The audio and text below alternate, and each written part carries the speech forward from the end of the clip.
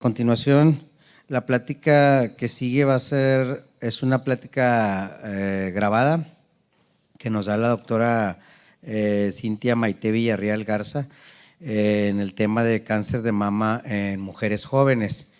Ella está aquí en Monterrey, ella es médico cirujano y partero por el Tecnológico de Monterrey, tiene la especialidad de medicina interna y oncología médica en el Instituto Nacional de Ciencias Médicas y Nutrición Salvador Subirán. Tiene una subespecialidad en cáncer de mama afiliado a la Universidad de Toronto. Ella actualmente es directora de oncología médica del Centro de Cáncer de Mama del Tec Salud en Zambrano y es miembro del Sistema Nacional de Investigadores nivel 2. No pudo acompañarnos, pero nos manda su presentación. Hola, buenos días a todos. Mi nombre es Cintia Villarreal, soy oncóloga médica, especialista en cáncer de mama, trabajo en Tec Salud y para mí es un honor que me hayan invitado hoy a presentar y a compartir pues el estudio y los resultados de este tema que hemos estado ya trabajando desde hace varios años y bueno, que es de mucho interés para nuestro grupo y para mí. Entonces les voy a platicar sobre cáncer de mama en mujeres jóvenes y particularmente resultados en México que hemos obtenido a través de los años. Pues en primer lugar reconocer que el cáncer de mama en mujeres jóvenes es un problema prevalente y creciente en varias partes en el mundo, incluyendo México. Hemos estimado que alrededor del 11% del total de mujeres que vemos con cáncer de mama en México corresponden a mujeres muy jóvenes que se definen como de una edad de 40 años o menos, que eso corresponde más o menos a 2.300 casos de mujeres jóvenes en México al año. Eso si lo contrastamos con países desarrollados, esto contrasta porque más o menos en Estados Unidos, Canadá corresponde al 3%.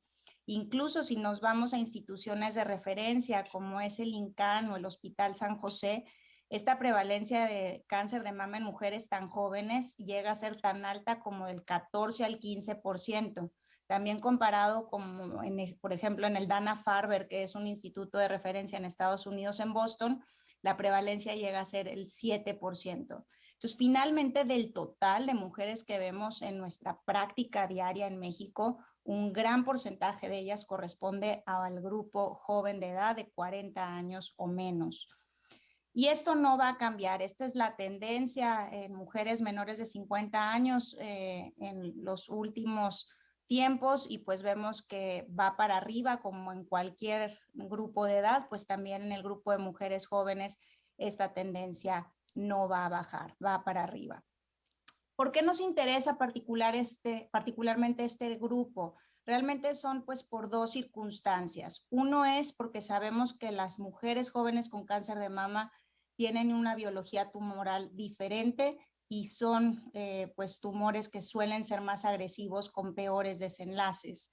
En general, el cáncer de mama en mujeres jóvenes está asociado a un pronóstico sombrío por varias causas. Uno es porque generalmente tienen fenotipos más agresivos, con tumores de alto grado, etapas más avanzadas al diagnóstico, que esto corresponde a dos cosas. Uno es porque hay una baja sospecha de cáncer, entonces frecuentemente estos cánceres no se diagnostican y se tardan más al diagnóstico, entonces eso predispone a que las pacientes se presenten en etapas más avanzadas, además de que son cánceres generalmente más agresivos con un crecimiento más rápido.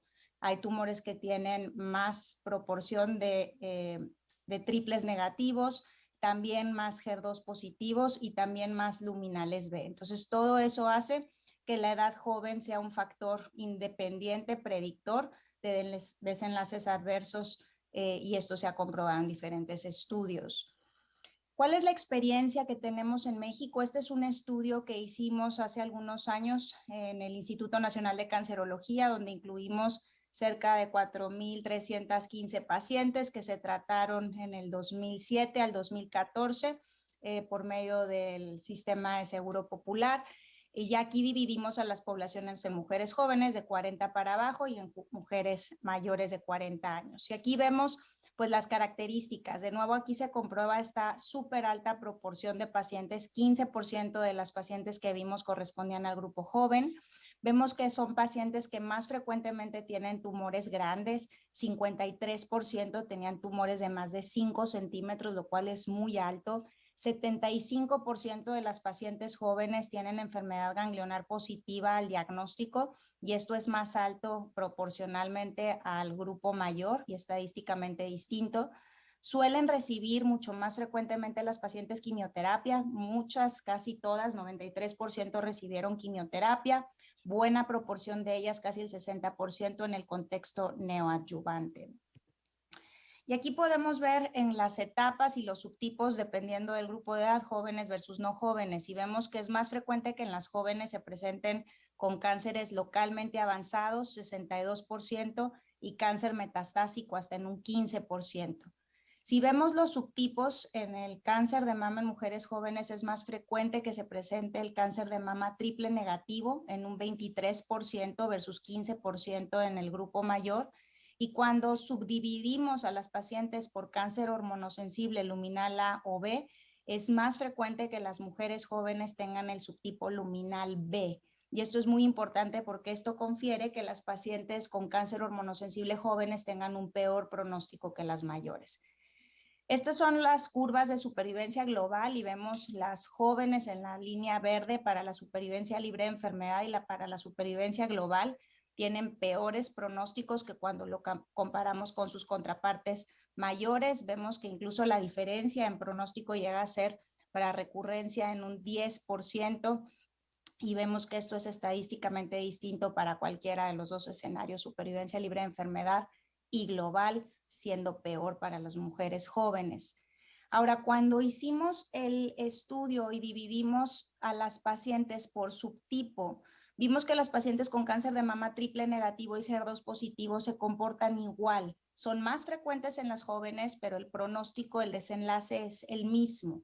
Sin embargo, cuando hicimos este análisis para el subgrupo particular del luminal B, estas pacientes jóvenes tienen un peor pronóstico. Este subgrupo particular, vemos que para las jóvenes pues es diferente en desenlace, tienen más probabilidad de recurrencia, tienen menos probabilidad de supervivencia. Entonces, pues este grupo particular tenemos que ponerle atención, tenemos que tener tratamientos completos y pues generar más evidencia de pues tratamientos para poder tener mejores desenlaces.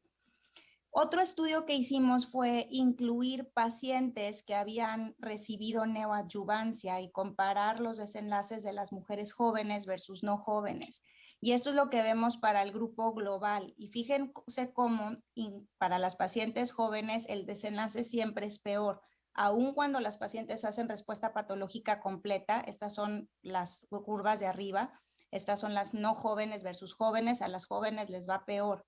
Y si no tienen respuesta patológica completa, la morada son las no jóvenes versus las celeste jóvenes, pues las jóvenes sin respuesta completa son las que peor pronóstico tienen.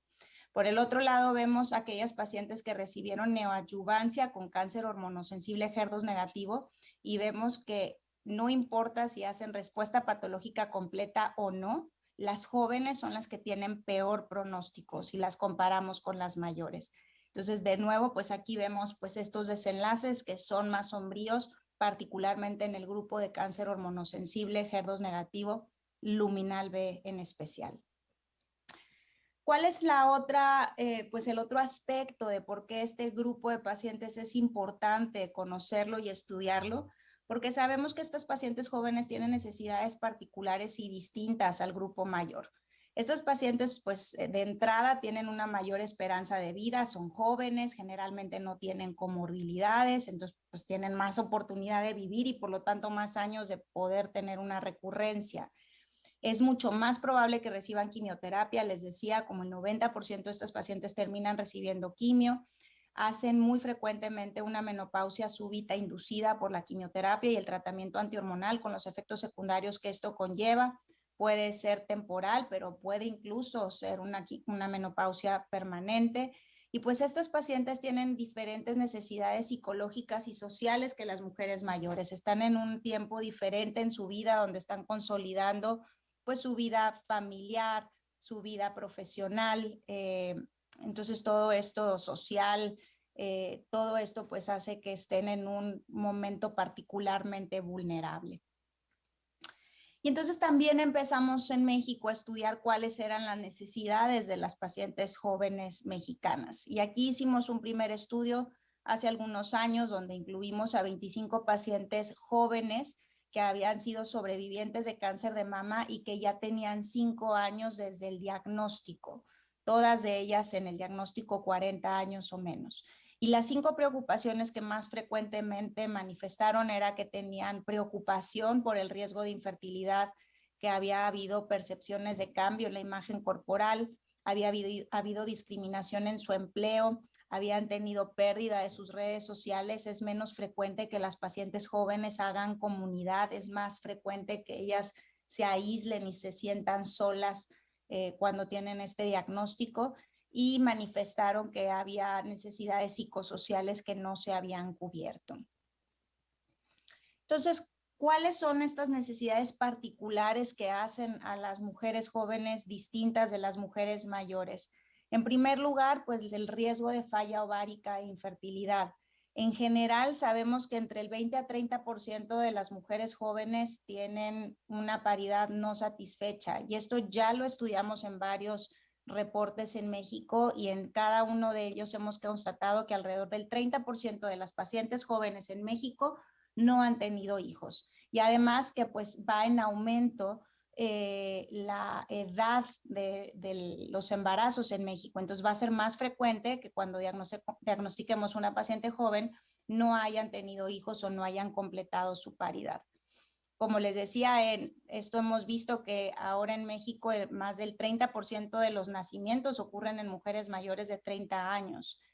Y pues el riesgo de falla ovárica asociado al tratamiento oncológico está en todas estas mujeres jóvenes que reciben tratamiento. Esto depende en gran medida de la edad del diagnóstico de la paciente, y lo otro, el tratamiento que se da. Dependiendo del tratamiento, pues hay tratamientos que muy frecuentemente pueden inducir una falla ovárica, y la mayoría de los tratamientos que utilizamos en pacientes con cáncer de mama al menos tienen un riesgo intermedio, sino alto también, de riesgo de una falla ovárica. Por el otro lado está la parte del embarazo. Es importante reconocer que ya está bien estudiado que el embarazo no confiere un riesgo en pacientes que se embarazan después del diagnóstico de cáncer de mama. Y este es un estudio, un metaanálisis donde tuve la oportunidad de participar, liderado por el doctor Matteo Lambertini, donde pudimos aquí constatar y incluir en todos estos estudios que lo han podido evaluar que no hay una afección ni de la supervivencia libre de enfermedad y la supervivencia global, y que incluso si lo vemos, podría parecer que las pacientes jóvenes tienen un mejor pronóstico. Esto podría ser un factor confusor porque quizá las jóvenes son las que más buscan, o las sanas son las que buscan embarazos, pero al menos podemos estar pues seguros con estos resultados que no hay un impacto en los desenlaces. Entonces nosotros podemos con seguridad decirle a una paciente que quiere buscar el embarazo que lo puede hacer. Aquí, por ejemplo, aquí vemos las curvas y vemos que tanto para pacientes que tienen cáncer o tuvieron cáncer hormonosensible o cáncer hormononegativo, no hay un impacto en la supervivencia libre de enfermedad ni la supervivencia global. Les digo, en dado caso incluso pareciera que mejora las que se embarazan. Y lo mismo también lo evaluamos en pacientes portadoras de mutaciones en BRCA que se embarazan, donde no vemos que hay un detrimento en el pronóstico. Entonces, de nuevo, nada más recordar que sí podemos, apoyar a estas pacientes que buscan embarazos posteriores, y desde antes anticipar, preservar esta fertilidad en pacientes que van a recibir quimioterapia, donde sabemos que el riesgo de falla ovárica puede ser alto. Eso también es otro estudio que participamos, que ya está publicado, donde aquí se vio la seguridad de criopreservar embriones u ovocitos, y vemos que también para aquellas pacientes que hacen esta maniobra, el desenlace es adecuado. No hay un impacto en estos tratamientos de fertilidad que utilizan las pacientes con cáncer de mama antes de la quimioterapia. No tenemos ningún impacto en desenlaces. Entonces también con tranquilidad podemos decirle a la paciente sí, ve a preservar óvulos, embriones y luego empezamos el tratamiento siempre y cuando no retrasemos el inicio de forma importante. Entonces, las recomendaciones para todos los pacientes con cáncer de mama en edad fértil es que se deben informar sobre el riesgo de infertilidad asociado al tratamiento oncológico antes del inicio de tratamiento y discutir las opciones para preservar fertilidad y referir con especialistas en esta disciplina.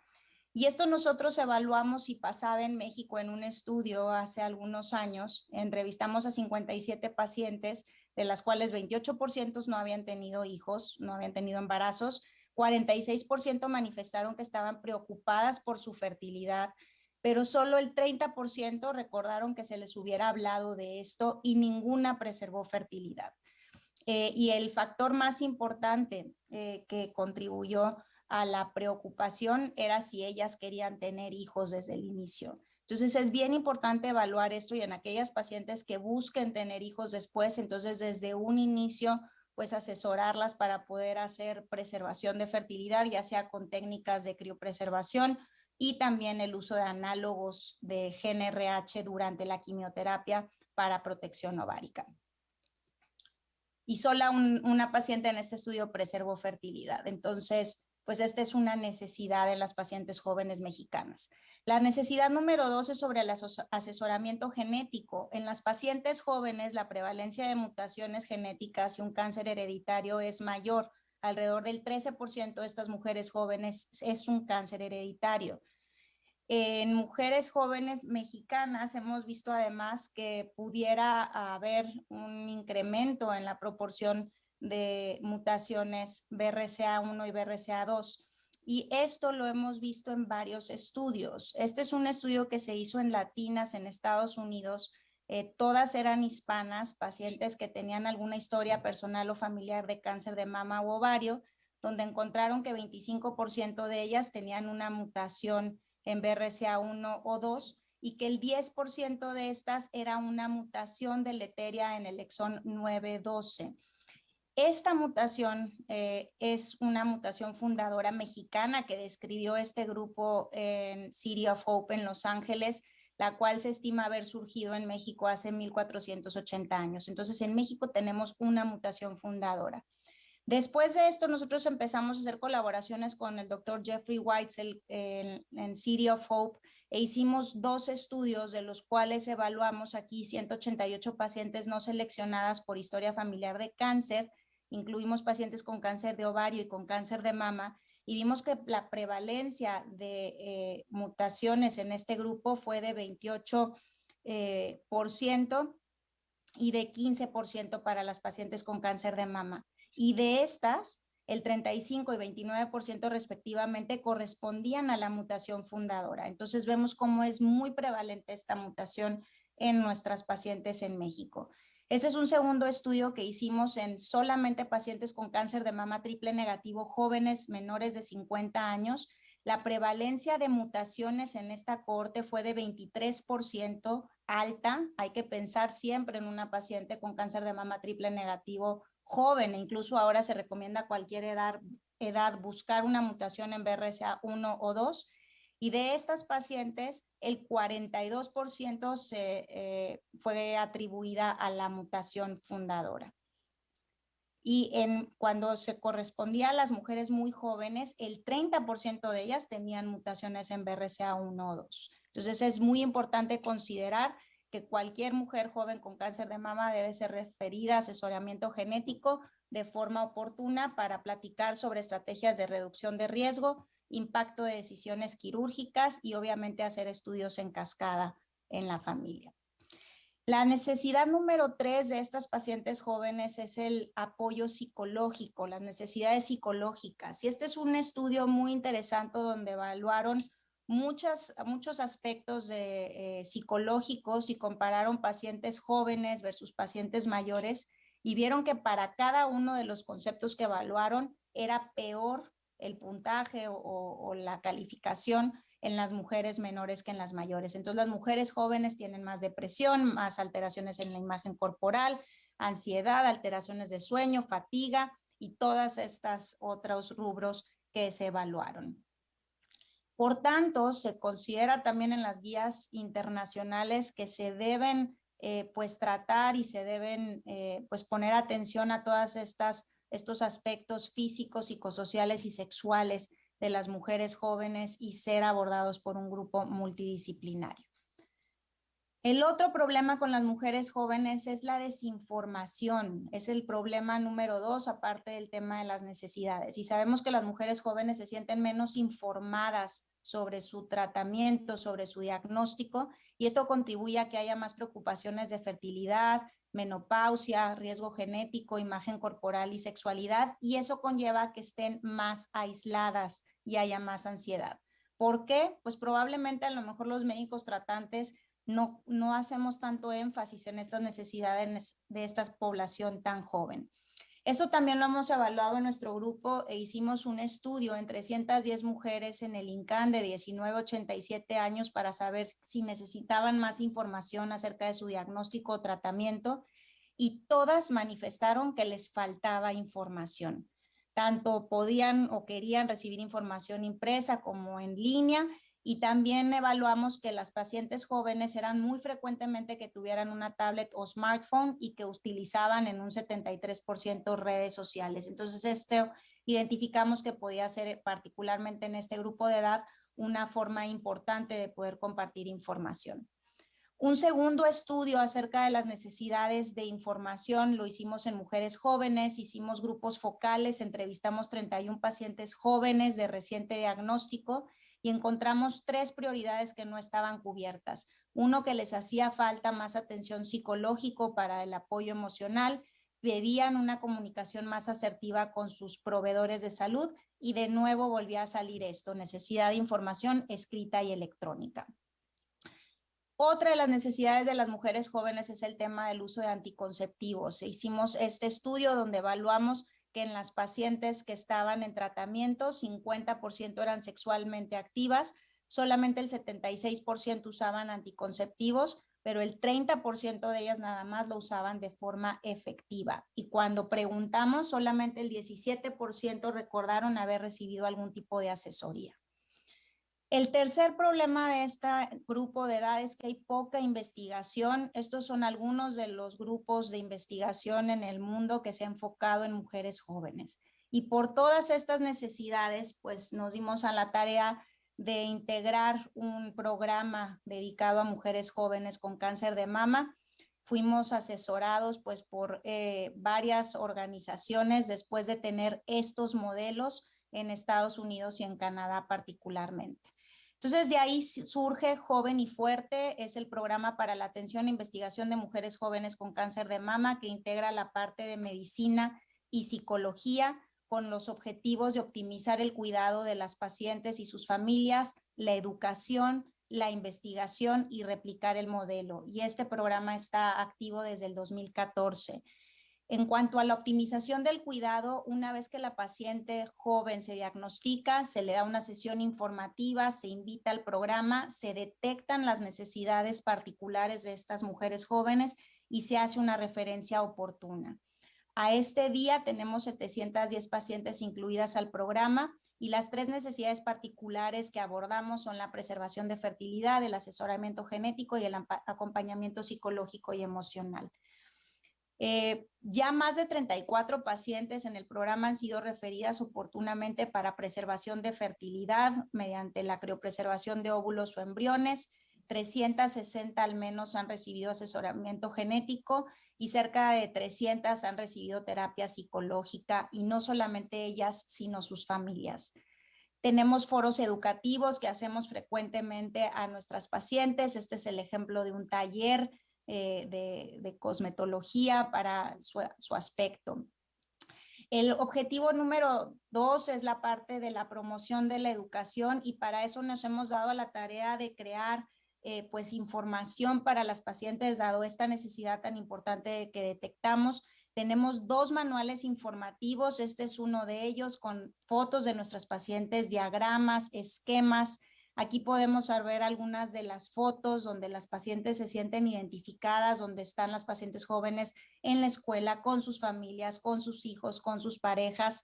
Esta fue la presentación del manual hace algunos años. Y esto es de las cosas más importantes que les quiero compartir. Tenemos esta página abierta para el público con mucha información. Se llama jovenyfuerte.com.mx. Si ustedes ponen Joven y Fuerte ahí en un buscador, van a llegar a la página. La estamos, de hecho, reestructurando para llegar un poco más rápido, pero ahí van a encontrar esta información que puede ser muy útil para sus pacientes. Tienen checklists, infográficos. Este es el segundo manual que lanzamos el año pasado con un formato un poquito diferente, videos informativos y también incluso tiene una sección para médicos. De nuevo, toda esta información. Y finalmente la parte de investigación es el objetivo número 3, donde estamos recolectando información prospectiva de estas mujeres en el tiempo, en diferentes líneas para hacer estrategias de intervención.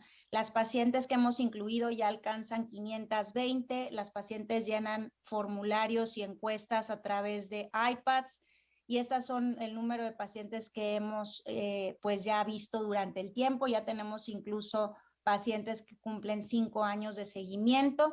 Estas son las características de la primera cohorte y por aras del tiempo ya no voy a entrar en detalle a esto, pero simplemente comentarles que estamos evaluando aspectos de fertilidad, de calidad de vida, y vemos cómo a 2 años hay una mejoría en la calidad de vida, en la mejoría en el funcionamiento emocional, dolor y dificultades financieras. Sin embargo, las pacientes todavía a 2 años tienen detrimento en su calidad de vida en cuanto al funcionamiento físico, todavía hay náusea, constipación y síntomas mamarios. Disfunción sexual es una de las cosas que estamos evaluando y vemos cómo puede ser tan alta a los 6 meses, de 74% para disfunción, 44% para insatisfacción, y a los 2 años baja, pero sigue siendo altísima. Entonces, este es un lugar o este es un aspecto muy importante de intervención. Otros aspectos que estamos evaluando en la cohorte es la parte del empleo, del consumo de alcohol, entre otros aspectos de calidad de vida.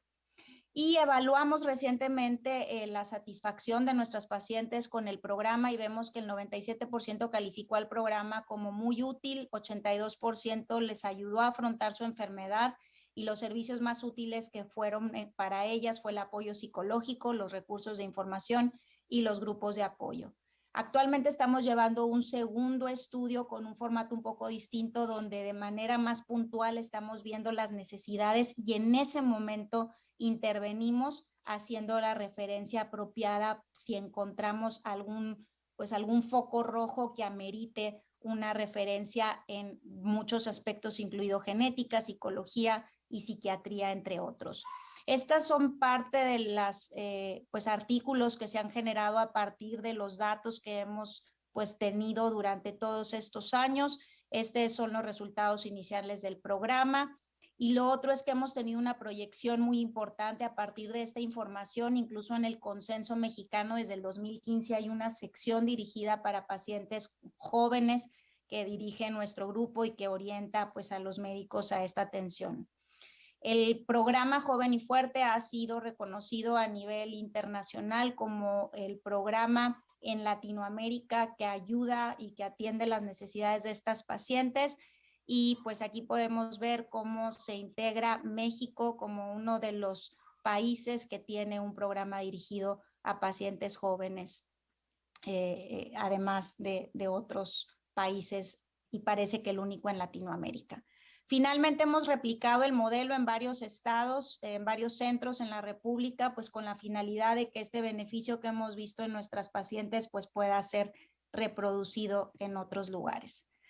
Con esto quiero darle gracias a todas las asociaciones que contribuyen con este programa, las instituciones colaboradoras que han sido ejemplo y que han sido mentoras para nuestro proyecto, y todo esto es un trabajo de mucha gente, tanto en el INCAN como en TecSalud.